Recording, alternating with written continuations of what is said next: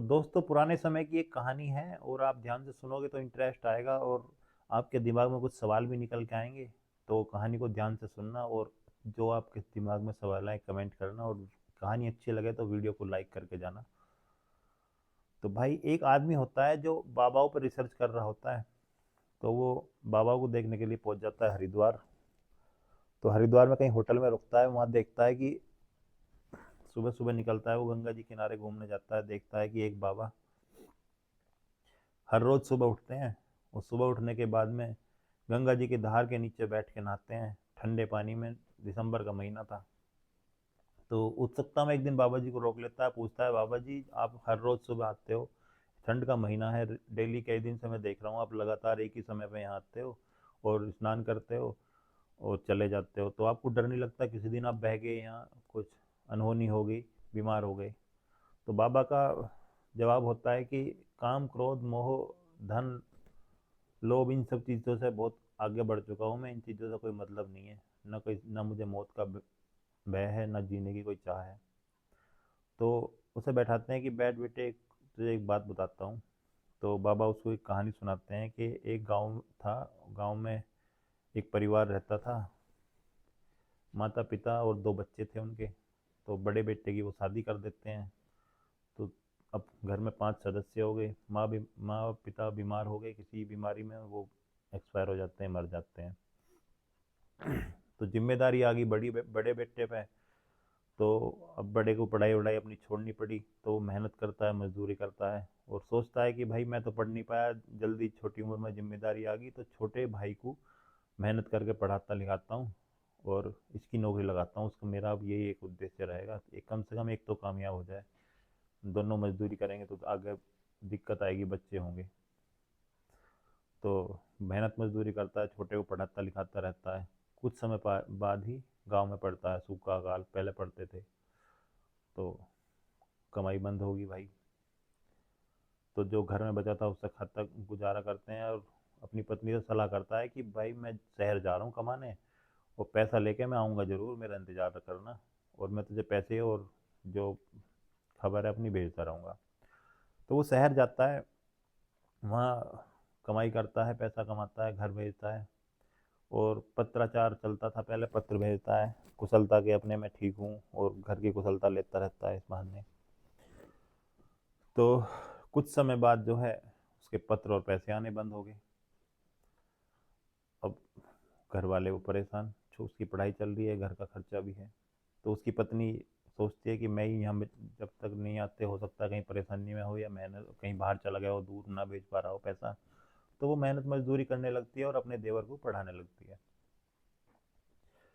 अब पढ़ा लिखा के उसका देवर की भी सरकारी नौकरी लग जाती है, वो चला जाता है भाई अपने नौकरी पे। अब घर में रह जाती है वो अकेली।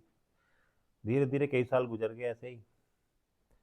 तो अब गांव में पहले पंचायत होती थी। तो पंचायत बैठती है, फैसला लेती है, देखती है कि भाई इसका पति कितने दिन से गया हुआ है, ना कोई उसकी खबर है, ना वो पैसा भेज रहा। तो पंचायत फैसला लेती है कि वो आदमी अब इस दुनिया में नहीं रहा, वो मर गया। तो उसे मृतक घोषित करके उस महिला को विधवा घोषित करते हैं और महिला के घर वाले आते हैं, घर वाले क्या उनके पिताजी आते हैं और उस महिला को अपने साथ ले जाते हैं और देवर अपना नौकरी करने लगा था। तो कुछ दिन वो अपने पिता के साथ रहती है महिला। तो उसका पिता शराबी टाइप था। तो शराब पी के एक दिन किसी सेठ को अपनी बेटी को बेचने की बात करता है कि इतने पैसे में ले लो, इतने में। वो बातचीत सुनती है उनकी और भाई वो डर गया कि भाई इस तरह से तो ये मुझे बेच देगा, पता नहीं आगे कैसी ज़िंदगी रहेगी, वो मुझे कहीं और आगे बेच दे, तो इससे तो अच्छा इस नरक से निकल के मैं वापस अपने देवर के पास।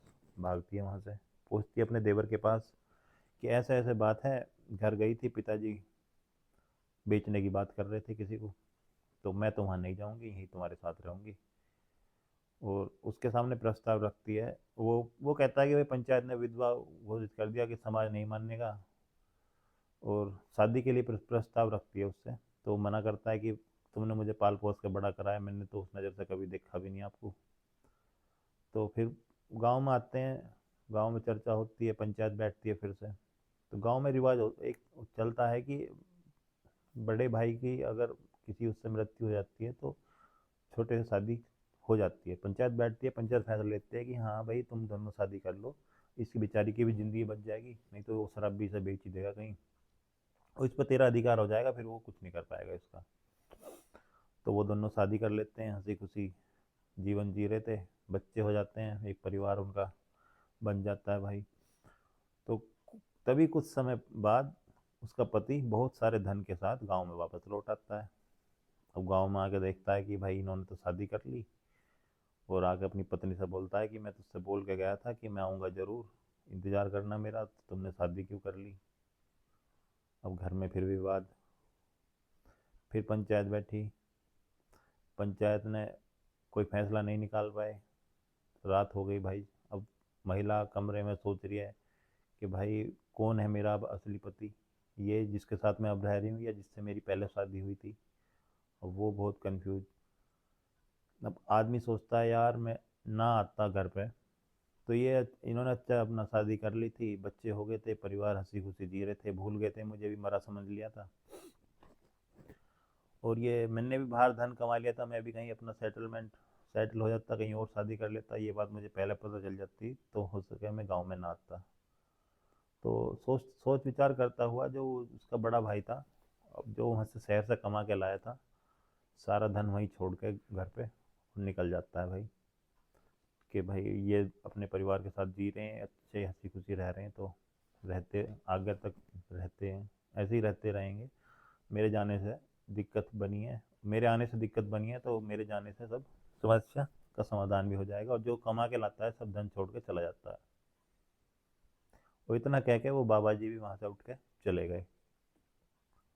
अब जो आदमी बाबा पर रिसर्च करने गया था तो बाबा की तरफ शक की नज़रों से देखता है कि कहीं वो बड़ा भाई ये बाबा ही तो नहीं है।